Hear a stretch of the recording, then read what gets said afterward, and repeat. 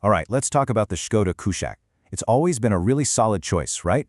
But, let's be honest, it was never quite perfect. Well, the 2026 facelift has just dropped, and Skoda is making some big claims. They're saying they've not only fixed those little things that bothered us, but they've thrown in a few features that, trust me, nobody saw coming. So let's unpack this and see if they've actually nailed it this time. So this really is the big question, isn't it? Is this the upgrade you've actually been waiting for? Look, we all know the Kushaq is a premium, seriously well-built SUV, but it always had, well, some gaps in its feature list. Skoda is telling us they've plugged those gaps. But is this a real game changer, or is it just a little bit of a touch-up? Let's figure out if this is the Kushaq you should really be holding out for. Okay, first impressions matter, so let's start with the exterior. Now, at a quick glance, you might think, not a whole lot has changed here, but trust me, the magic is all in the details. Skoda's moved to what they're calling a modern, solid design philosophy, and what that really means is the car just looks cleaner, a bit tougher, and for sure a lot more premium, especially once the sun goes down. Just look at this new front grille. See how it just flows so much more seamlessly into the headlights? But the real showstopper, the thing that's going to turn heads, is this super thin LED light band that runs right through the middle. You know, it's a pretty subtle touch during the day, but at night, oh man, it gives the Kushaq this really distinct, super upscale signature. It's the kind of look that's basically becoming a must-have in this whole segment. And that premium feel, it absolutely extends to the back. Check this out. The taillights are now connected by a full-width LED bar, and if you look closely, you'll see the Skoda lettering itself is now illuminated too. I mean, come on, that's a design cue you usually see on cars that cost way more. It just really elevates the Kushaq's whole presence on the road. They've also cleaned up the bumpers, front and back. The front end feels a lot less busy now. And see that new insert pattern? They put that on both the front and the rear, and it just has this rugged look to it. It's a small change for sure, but it really adds up, giving the car a tougher, more assertive stance than the old one.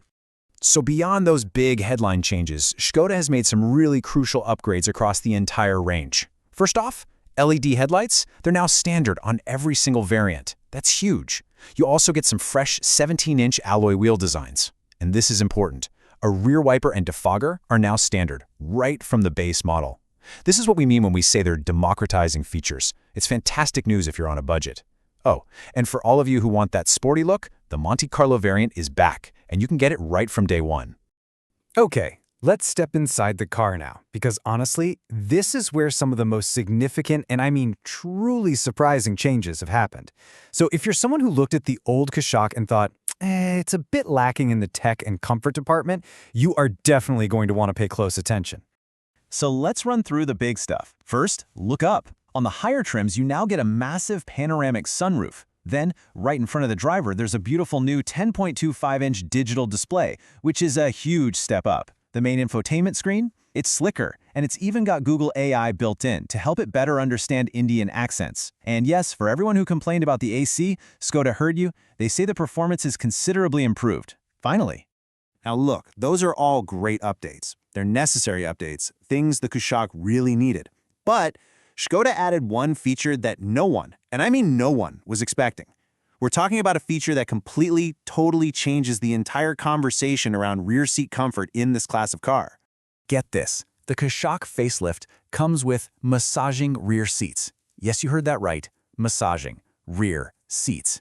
This is the kind of thing you find in luxury sedans that cost 3 or 4 times as much. Now, okay, let's be real. It's not a deep tissue sports massage. It's focused on the backrest, but it's a genuine comfort feature that gives the Kushaq an absolutely unique bragging right. None of its rivals have anything like this. Okay, so we've seen the sharp new look, we've seen the surprise and delight features inside, but what about the drive? How does it actually feel on the road? While under the hood, those excellent TSI turbo petrol engines are still there, but, and this is a big but, Skoda has made some very important changes to the gearbox options. All right, let's break this down nice and simple.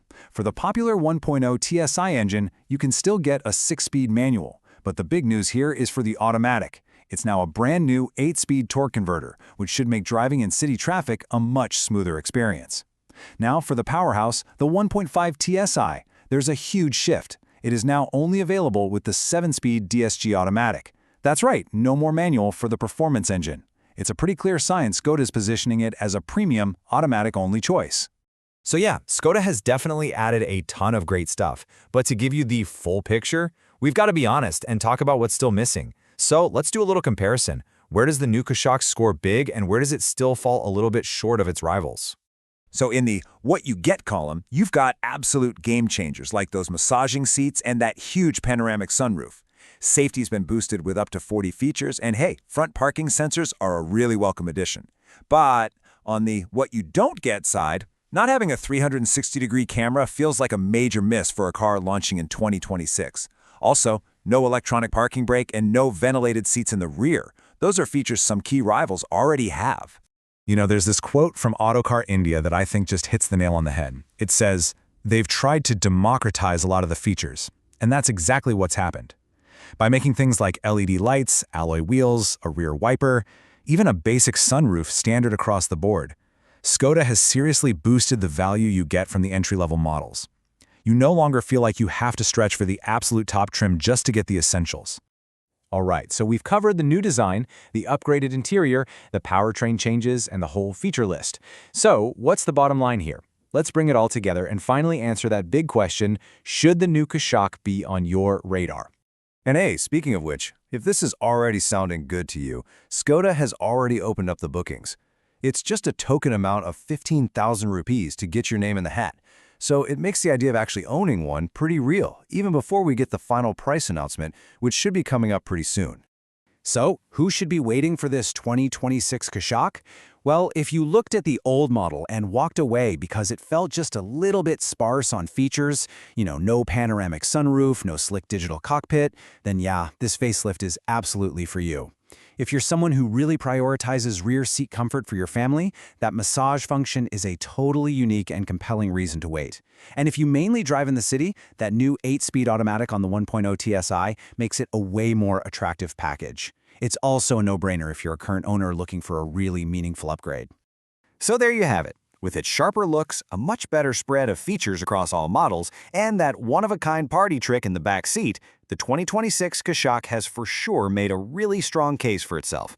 It feels like they've finally addressed its key weaknesses while doubling down on its core strengths. The only question left is, have they done enough to get it onto your shortlist? So, what do you think? I'm genuinely curious. Are those massaging seats a complete gimmick, or are they a total game changer for you?